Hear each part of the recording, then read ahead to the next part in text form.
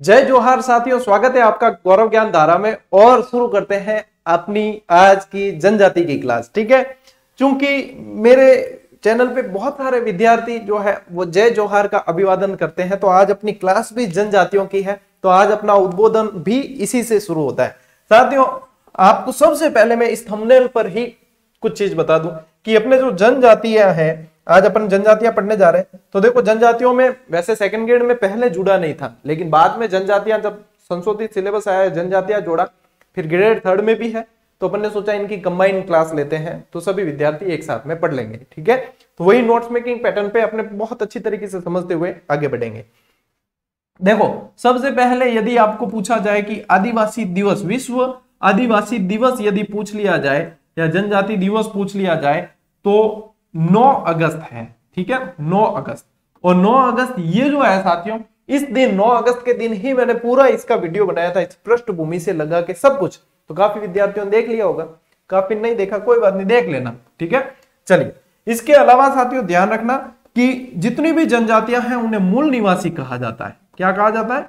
मूल निवासी कहा जाता है। क्यों? मूल निवासी और संस्कृति के पोषक तो यही है जो जंगलों में भी आज भी अपनी संस्कृति को संजोए हुए। आज भी यदि विश्व के किसी भी जनजाति क्षेत्र में जाते हैं तो ये इनकी जो संस्कृति है वो आज भी जीवित है, कि आज भी जो पुरानी संस्कृतियां जो मानते थे सारी अपन देखते हैं टीवी पे बहुत सारी चीजें, तो वो आज भी जीवित रखे हुए हैं और मूल निवासी कहलाते हैं। अब अपन एंटर करते हैं आज की अपनी क्लास में।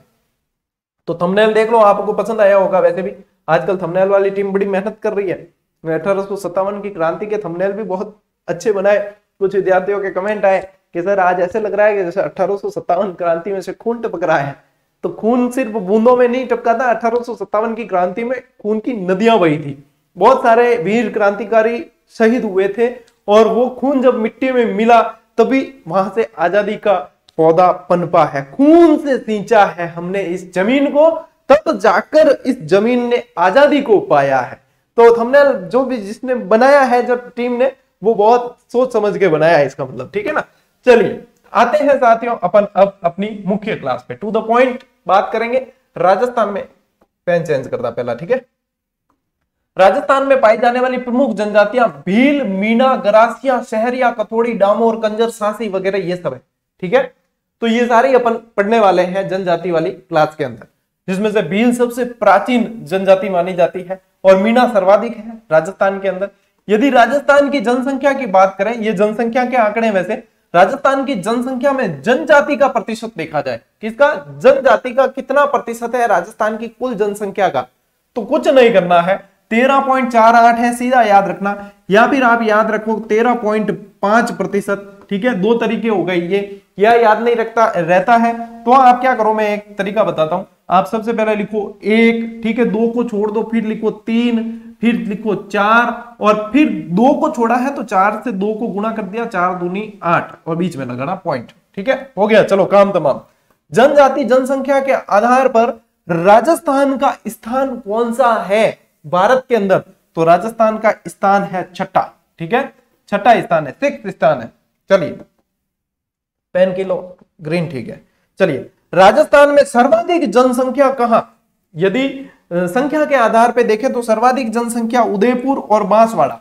और यदि आपको दिशा पूछ ले कि दिशा के आधार पे, तो ध्यान रखना कि सबसे पहले तो यदि आप दिशा पूछते हैं आपको, तो आप क्या याद रखोगे?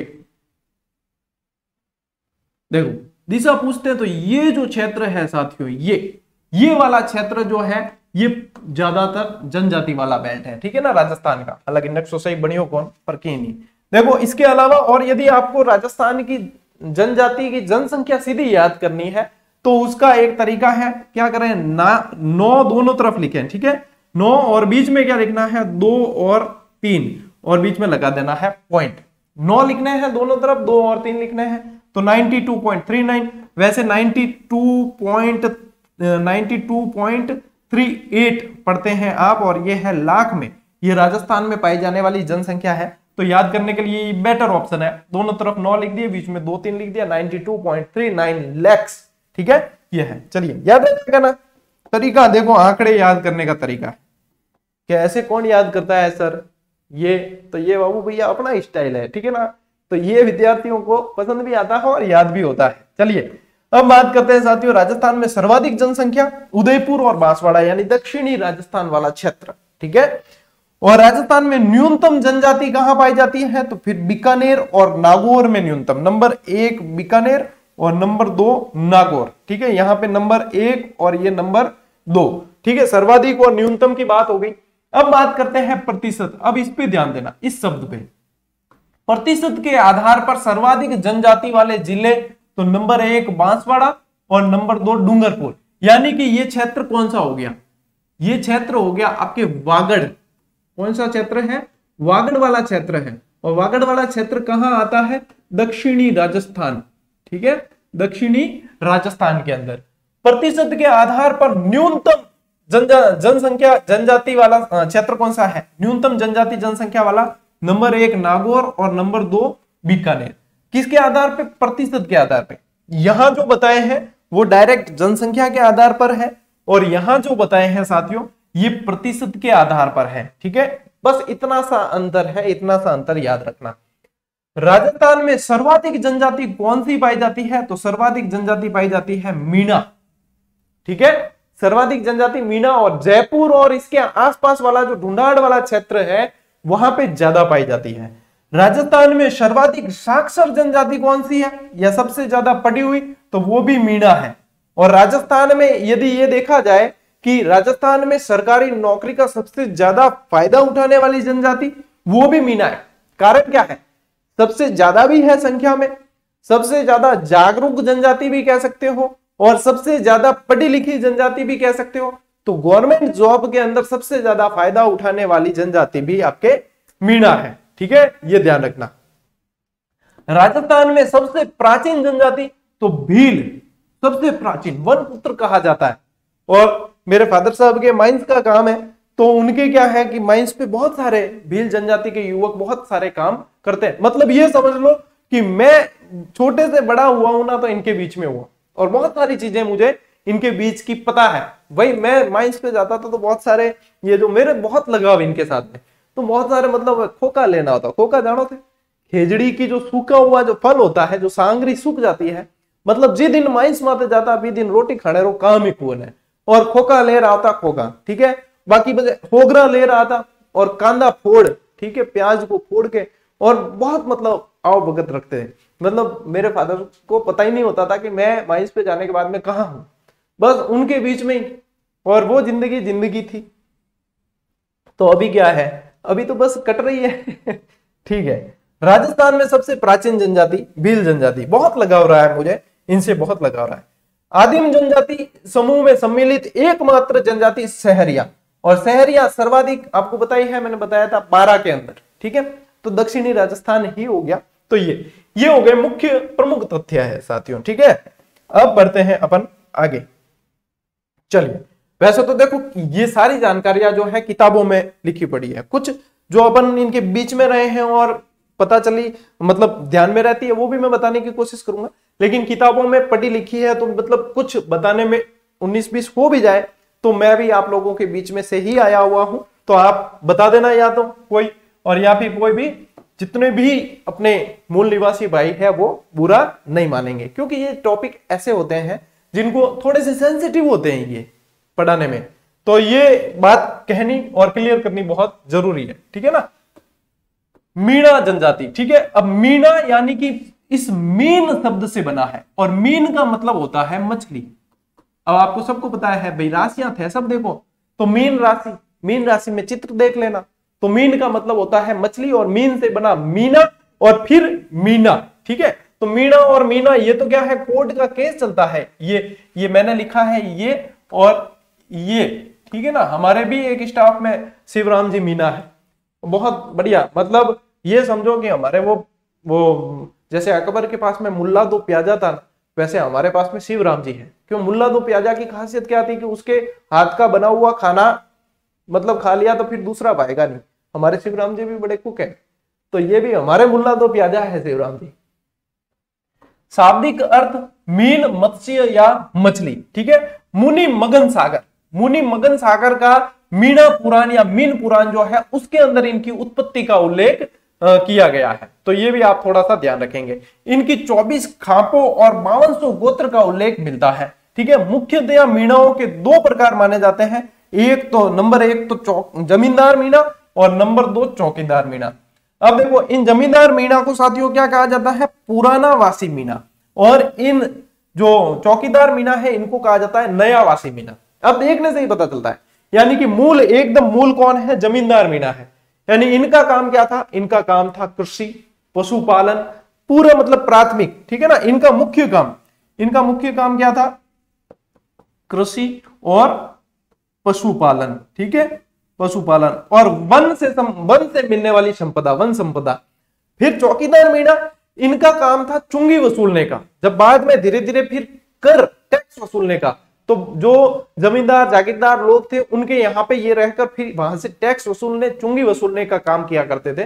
तो ये फिर चौकीदार मीणा कहलाए। चौकी पे बैठते और चुंगी वसूलने का काम करते तो चौकीदार मीणा कहलाए। तो ये बाद में फिर ये अस्तित्व में आए तो इन्हें कहा जाता है नया वासी मीणा और इन्हें कहा जाता है पुराना वासी मीणा। ठीक है, ये थोड़ी सी जानकारी। अब देखो, जनजातियों से साथियों सवाल क्या बनते हैं? जनजातियों से सवाल बनते हैं शब्दावली से संबंधित। किससे संबंधित?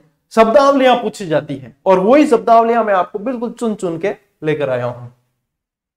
Patel, most important. ठीक है, मीणाओं के मुखिया को क्या कहा जाता है? बार बार पूछा जाता है सवाल, पटेल क्या है। ठीक है, और कई जना मतलब ग्रुप में भी कई जना छोरा वह नहीं, और कोई मतलब ज्यादा करे, मतलब नेतृत्व की कोशिश करे, या कोई क्या करे ज्यादा पटेला ही मत कर, यूं कह दिया करे, यानी कि मुखिया बनने की कोशिश मत कर। तो ऐसे भी आप याद रख सकते हो कि हाँ पटेल कहा जाता है। अब इसकी अगली जो कल वाली क्लास आएगी उसमें मैं एक ट्रिक दूंगा, कपमी मूडो शको सगरा, जो मैंने उस समय याद की थी। अब ये कपमी मूडो शको सगरा क्या है, इसके लिए कल वाली क्लास देखना। ये कपमी मूडो शको सगरा आपको मैं याद करवा दूंगा, और इस कपमी मूडो शको सगरा के अंदर आपके मुख्य मुख्य जनजातियों के सारे मुखिया याद हो जाएंगे।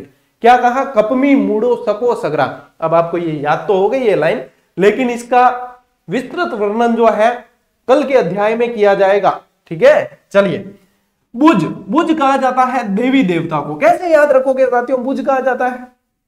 भाई कई चीजें याद करने के लिए आपको धरती से जुड़ना पड़ेगा, देसी होना पड़ेगा मेरे जूम। ठीक है, नहीं कई बार मैं जहां था बटमाइंस, तो मैं थान बतायो कि भील बहुत सारा संपर्क में, हाँ हमारे भी भील जनजाति रा सभी लोग। तो मैं बढ़ जाता, कोई बीमार हो जाता तो पिंड लेन जाता देवथाने ना, देवता के स्थान देवथाने लेन जाता, और पूछता कर जाए तो बूझ कराने जाओ, क्या कराने। और आज भी मारवाड़ी में तुम उठा के देख लो, यही कहा जाता है, कट जाओ के बूझ कराने जाओ। कोई बाबूजी ने या पूछा हुआ जावे नहीं, आका बढ़ावे थान ध्यान है। मैं पूरा देसी हूँ, सब चीजें देखी उड़ी ऑब्जर्व करूं। ठीक है, तो आका देखे और हाथ आया, 9 आया, 11 आया, वह भी गणित है अलग। ठीक है, बस बाद में वो चीज वे बूझ, यानी बूझ का संबंध देवी देवता से है। ठीक है, याद करने का तरीका तो यही है। अब किन्हें कोई ऑब्जेक्शन में पेट दुखे के सर आप तो लिख के पढ़ाते हो, तो YouTube में तो 2,70,768 चैनल आपका और इंतजार कर रहे हैं कि कद गौरव सर छोड़े और मैं झेला तो थे जा सको। ठीक है, चलिए। छेड़ा फाड़ना का एक तरह सिंपल सादो सिंपल बताऊं, तलाक। ठीक है, तलाक। छेड़ा फाड़ना क्या है? मैंने शुद्ध हिंदी लिखा है, विवाह विच्छेद है। क्या? तलाक की प्रथा है। ठीक है, छेड़ो फाड़ दियो, मतलब ओढ़नो वैनी ओढ़ने छेड़ो फाड़ दे दियो, बस। तो ये है छेड़ा फाड़ना, याद रखना है आपको, तलाक है। ठीक है, नाता प्रथा क्या है? पुनर्विवाह। पुनर्विवाह है, लेकिन एक्चुअली देखो प्रैक्टिकल चीज बताऊं आपको, तो जिसमें मतलब फेरे नहीं होते और वह स्त्री जो है अगले आदमी को अपना मतलब मारवाड़ी में कौन तो धनी मान, ठीक है, और या पति मानकर उसके साथ में ही आजीवन रहने का निर्णय कर लेती है, उसे पति मानकर, उसे कहते हैं नाता प्रथा। या मारवाड़ी में कह दियो करे नात्रो। ठीक है, नहीं ये होता है। अब देखो, अब आजकल फेरे भी होते हैं, तो वो मतलब ऑथेंटिक कहीं लिखा हुआ नहीं मिलेगा, थे कह दो गुरु जी प्रमाण दो की नहीं है, थे मान लो तो मान लो, नहीं मानो। ठीक है, तो नाता प्रथा जो है ये है, यानी एक तरह से पुनर्विवाह ही हुआ। अब मैंने प्रैक्टिकल में जाके समझाया है, थोड़ा हो सकता है कि थे मेरू ज्यादा होशियार हो तो थान जो मान लागे वो मान सको। ठीक है, झगड़ा राशि ये है कदम कदम झगड़ो वो जना राशि देनी पड़ी, नहीं झगड़ा नहीं हो इसलिए राशि देनी है, ठीक है ना। चलिए क्या है कि महिला का नए पति के साथ रहने पर, नए पति के साथ रहने पर यानी कि महिला का पहले कहीं विवाह हुआ था, फिर वहां पे जो है दोनों के बीच में बनी नहीं, तो उसके बाद में जो है दूसरी शादी कर लेती है महिला, या महिला दूसरे पति के साथ दूसरी शादी कर दिया तभी तो दूसरा पति हुआ ना। तो दूसरे पति द्वारा पहले पति को दी जाने वाली मूल मुआवजा राशि है ये, इसे कहा जाता है झगड़ा राशि। यानी कि मैंने ऐसे याद किया या मुझे ऐसे याद रहता है कि झगड़ा नहीं हो इसलिए दे दी राशि, ठीक है। ये चीज है, बस याद करने के अपने अपने तरीके। देखो गौतम जी, अब गौतम जी जो है ना साथियों, मैंने गौतम जी के बारे में कई बार बताया, गौतम जी जो है इन्हें कहा जाता है भूरिया बाबा। क्या कहा जाता है? भूरिया बाबा।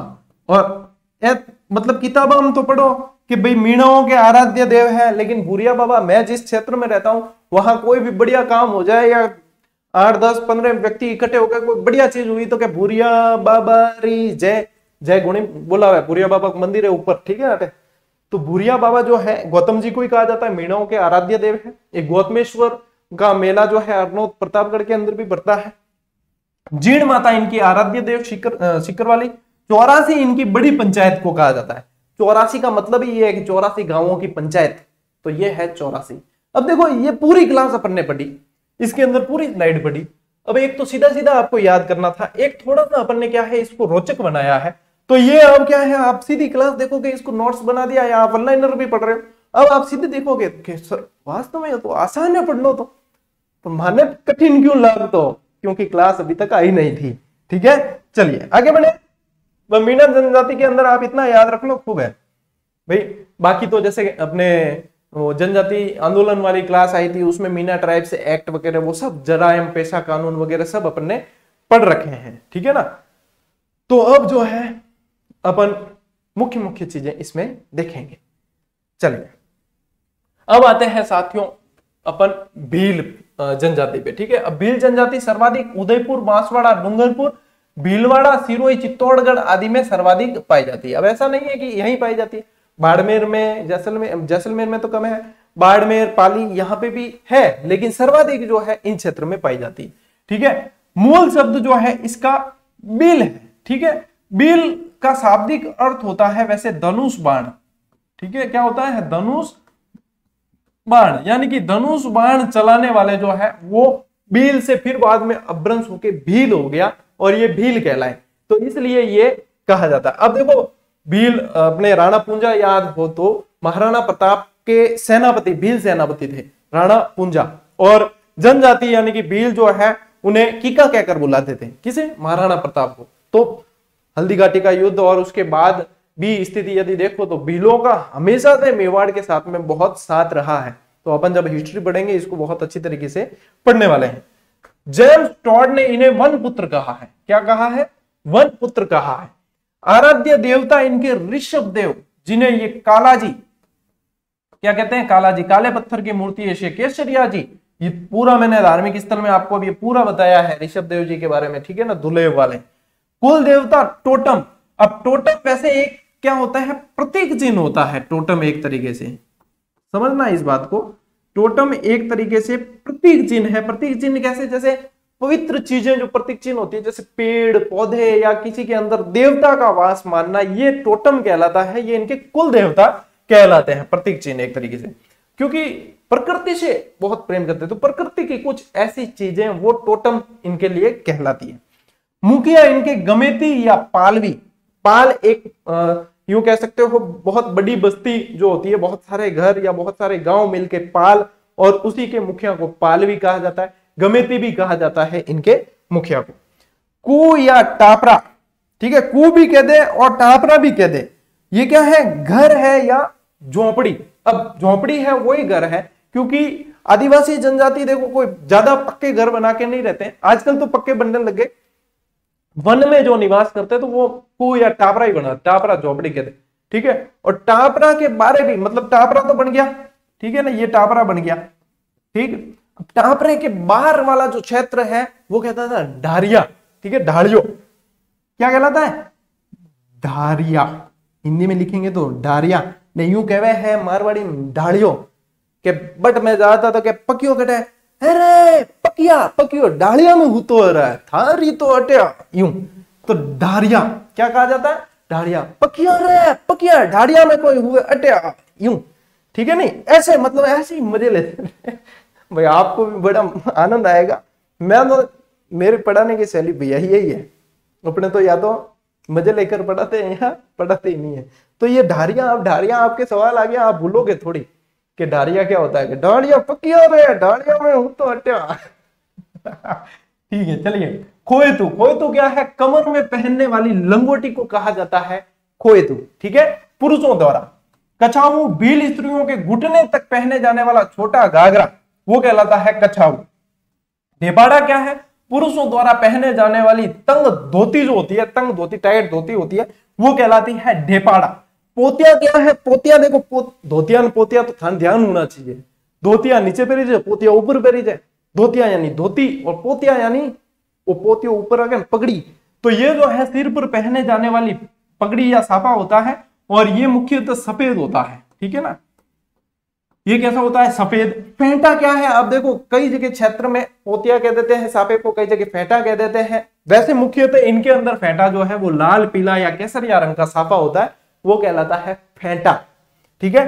सीरिया, सीरिया यानी सिंदूरी कलर के जो वस्त्र होते हैं महिलाओं द्वारा पहने जाने वाले, ओढ़नी होती है विशेष रूप से, तो वो सीरिया कहलाती है। और फिर पीरिया, पीरिया यानी वैसे आपको बता दूं तो वैसे कहते हैं पीलिया, ठीक है, पीलिया यानी विवाह के समय दुल्हन द्वारा पहने जाने वाले पीले वस्त्र, पहने जाने वाले यहां लिख देना पीले वस्त्र, पीले। अब देखो पीलिया जो है वैसे स्त्रियां बहुत दूसरी जातियों में भी पहनती है, पीला ओढ़ना जो पहनती है वो पीलिया, और कोई मांगलिक कार्य होते हैं उनमें भी पहना जाता है, तो वो कहलाता है पीलिया। तो पीलिया पीलिया समझ जाओगे आप, ठीक है ना।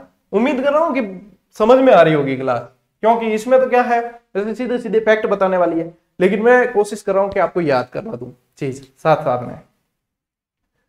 परिजनी, परिजनी यानी कि सबसे पहले ध्यान रखना, परी यानी पैर में पहनने वाली कोई चीज है, ठीक है, प से आया है यानी कि पैर में पहनने वाली कोई चीज है। तो परिजनी स्त्रियों द्वारा पैरों में पहने जाने वाली पीतल की मोटी मोटी चूड़ियां यानी कड़े कह दो एक तरीके से, वो जो होती है वो परिजनी कहलाती है भील जनजाति में। महुआ क्या है, पवित्र वृक्ष है, महुआ पे वैसे वुडन गिलहरियां बहुत पाई जाती है, और महुआ से बनने वाली शराब, इससे बनने वाली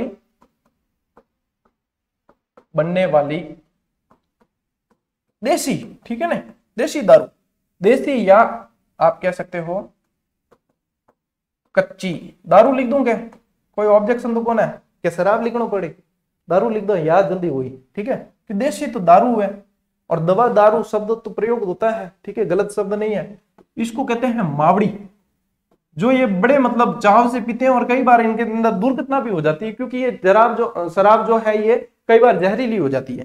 तो अपन कई बार अखबारों में पढ़ते हैं कि जहरीली शराब पीने से इतने व्यक्ति जो है कालग्रस्त हुए, मृत्यु हुई इनकी, और ऐसे, तो वो जहरीली शराब, अब क्यों देसी शराब है, तो देसी शराब कब जहर में बदल जाए वो भी पता नहीं चलता। तो देसी शराब क्या कहलाती है, मावड़ी कहलाती है, ठीक है। हाथी बैंडो, हाथी बैंडो एक तरह की वैवाहिक प्रथा है हाथी बैंडो, ठीक है। भराड़ी, भराड़ी कहा जाता है साथियों विवाह की देवी को। अब ये जो है विवाह के समय इनके चित्र बनाए जाते हैं, लोक देवी है एक तरह से, लोक देवी है, इनके चित्र बनाए जाते हैं दीवारों पर। तो ये भराड़ी। फायरे फायरे युद्ध घोष, रण घोष कह सकते हो आप, फायरे फायरे शब्द रण घोष है। काट्या या कायटा मृत्यु भोज है, क्या है, मृत्यु भोज। अब देखो मृत्यु भोज में वैसे अपन कह देते हैं जोसर और मौसर, जीवित रहते किया तो जोसर, मृत्यु के बाद में किया तो मौसर, लेकिन इसमें इनमें कहलाता है कायटा, ठीक है ना, कायटा। नृत्य यानी बीलों के नृत्य कौन कौन से हैं, तो हाथीमना, नेजा, गौरी, गैर, द्विचक्री, एक द्विचक्री भी होता है, ठीक है, द्विचक्री भी करते हैं, द्विचक्री, युद्ध, घुमरा। यानी कि मैंने आपको एक ट्रिक बताई थी, यदि नृत्य पढ़ाए थे याद हो, क्लास समय हो गया उसको, हाथी ने गद्दी के युग घुमा, ट्रिक वन लाइनर में भी दी है, हाथी ने गद्दी के युग घुमा, और ये जो है बीलों के नृत्य पूरे पूरे याद। अब देखो इनमें प्रमुख ढोल बजते हैं अलग अलग, और ढोल मतलब संकेत होते हैं, ढोल बजाकर क्या दिया जाता है, संकेत दिया जाता है। यदि आप मूवी वगैरह देखते हो कोई, मन तो घणो शौक है यूं भी, तो देखो जैसे टैंगो चार्ली है या कोई भी ऐसी मूवी देखते हैं जिसमें जंगल के सीन आते हैं, तो फिर वो इशारे किए जाते हैं, कोई सीटी बजा के करता है, कोई अलग तरह की आवाज निकाल के करता है, तो यानी कि वो संकेत होते हैं। तो ये संकेत के लिए जो अलग अलग ढोल बजाए जाते हैं उनको कुछ देखते हैं अपन। मारू ढोल जो सबसे ज्यादा पूछा जाता है, विपत्ति के समय बजने वाला ढोल है, ठीक है। अब अपन को पता नहीं कैसा बजाते हैं, लेकिन इनमें पता होता है इनको, ठीक है। देवाल ढोल, देवाल ढोल जो है बीमारी कोई फैल गई या कोई ऐसा प्रकोप हो गया है उस समय बजाया जाता है, उसे कहा जाता है देवाल ढोल। गारिया या बारी ढोल, ये यानी कोई दुर्घटना हुई या कोई बाहरी आक्रमण हुआ है उस समय जो बजाया जाता है वो दुर्घटना या हमले के समय बजाया जाने वाला गारिया या बारी ढोल। और नाचनिया यानी नाचने वास्ते बजावे, यूं हम याद कर लीजिए। नाचनिया यानी कोई मांगलिक अवसर है, कोई ब्याह शादी है, कोई एड़ो काम है, बिम बजावे तो नाचनिया ढोल। नाचनिया ढोल के नाचने के काम आवे, मांगलिक अवसर पर किए जाने वाले। फिर प्रमुख मेले कई बार पड़ा आपने, डूंगरपुर के अंदर बेणेश्वर और आदिवासियों का कुंभ कहलाता है, और गोटिया अंबा मेला, ठीक है, बांसवाड़ा। तो ये चीजें हैं साथियों जो आपको भील जनजाति के अंदर आपको ध्यान रखनी है। अरे क्लास ही पूरी होगी। तो आज की क्लास आपके जनजाति वाली, कोशिश तो मैं ये करता हूं कि मतलब शॉर्ट स्वीट बढ़िया क्लास दे दी जाए। अब यही क्लास है साथियों लाइव, अगर यहाँ कमेंट चल रहे हो सामने और यही चीज लाइव, और ये एक एक चीज मैं लिखूं, तो यानी कि मैंने इनको लिखने में कम से कम 2-2.5 घंटे लिए आराम से स्लाइड बनाने के अंदर, और उसके बाद में अपने आधा घंटे की क्लास यानी 3-4 घंटे का ये रहता है। यही चीज मैं यहाँ लिखूंगा, एक एक चीज वही चीजें, ठीक है। अब 2.5 घंटे यदि किसी को ऐसा लगे कि हाँ तो सर को याद नहीं रहता होगा, हाँ बात तो सही है, मैं मंदबुद्धि हूँ, ठीक है। तो जब 2.5 घंटे मैं स्लाइड बनाने में लूंगा तो मैं 1 घंटा पढ़ के यहाँ डायरेक्ट लिख सकता हूँ ना, तो वो तो है एक समझने की बात है। अब ये क्लास नोट मेकिंग पैटर्न पे क्यों दी जाती है? क्यों, मैं समझा तो दूंगा बहुत अच्छा, लेकिन वो समझाया तब तक ही याद रहना है। अब कई विद्यार्थी ऐसे हैं जो किताब भी नहीं ले पाते हैं, तो उनके लिए ये नोट बहुत संजीवनी का काम करेंगे और उनके बहुत बढ़िया नोट्स तैयार हो जाएंगे। तो वो किसी पर आश्रित नहीं रहेंगे, वो एक तरीके से स्वावलंबी बन जाएंगे। इसलिए मैं नोट्स मेकिंग पैटर्न पे चलता हूं, और ये आगे भी इसी पैटर्न पे चलूंगा, ठीक है ना। क्योंकि सिर्फ पढ़ाना नहीं, मैटर विद्यार्थियों तक पहुंचाना भी एक उद्देश्य है। तो फिर साथियों जो है इनकी पीडीएफ आपको पता ही है, गौरव ज्ञान धारा टेलीग्राम पे दी जा रही है। अभी भी कई विद्यार्थी सर कहते हैं सर चैनल नहीं मिल रहा, अरे GAU मत लगाओ रे, GOURAV गौरव ज्ञान धारा बस सही लगाओ, मिल जाएगा। अब यूं है कि GGD गौरव ज्ञान धारा नाम का बहुत सारा चैनल बन गया है, लेकिन कम से कम उसमें देखो 1,14,114 के सब्सक्राइबर जुड़े हुए हैं, मेंबर जुड़े हुए हैं। वो अपना ऑफिशियल और ऑथेंटिक चैनल है, वहां सब जानकारियां दी जाती है, जुड़ जरूर जाना। कारण क्या है कि एक तो अपन ने इसमें मुहिम चालू की है सुबह, यदि आपको ध्यान हो तो पहना ही छूटे हाथों, शाबाश। तो देखो इसमें एक तो अपन ने एक मुहिम चालू कर रखी है, यदि आपको वैसे ध्यान होगा, रोज सुबह उठते ही आपको GGD फैक्ट के नाम से बहुत शानदार तथ्य दिए जाते हैं। एक तो अपने क्या है यूट्यूब के कम्युनिटी पोस्ट में भी मिल जाता है, और टेलीग्राम पे। अब कम्युनिटी पोस्ट में तो ये तो स्क्रीनशॉट लेना पड़ता है, सेव नहीं होता, टेलीग्राम से आपके सेव हो जाता है ये, ठीक है ना। तो टेलीग्राम से जुड़ जाए, सेव रखें अपने अंदर, ताकि कभी भी आपको चाहिए तो मिल सके। तो ये GGD फैक्ट में अभी तक जो है 8वीं इमेज डाली है, और 8वीं इमेज है तो मान के चलो आप कि कम से भी कम आपके पास में 80 फैक्ट, 8वीं इमेज है यानी 80 मोस्ट इंपॉर्टेंट और कंफ्यूजनिंग वाले, जो कंफ्यूजन करते हैं, जो एक जगह होने चाहिए लेकिन है नहीं, वो वाले फैक्ट आपको हर रोज दिए जा रहे हैं। अब मान लो यही संख्या आपने आज, कल 10 होगी तो 100 हो जाएंगे, फिर अपने 50 हो जाएगी GGD फैक्ट की संख्या, तो उस हिसाब से आपके बढ़ते जाएंगे। तो ये जो है एक गोल्डन कलेक्शन आप लोगों के पास हो जाएगा। देखो जो कर रहे हैं वो बता रहा हूं, बाकी जुड़ना नहीं जुड़ना, कोई टेलीग्राम में कोई पेया नहीं लगे थाने, ठीक है ना, सिर्फ जुड़ना ही है बटे, और PDF और वगैरह जानकारी ही मिलेगी।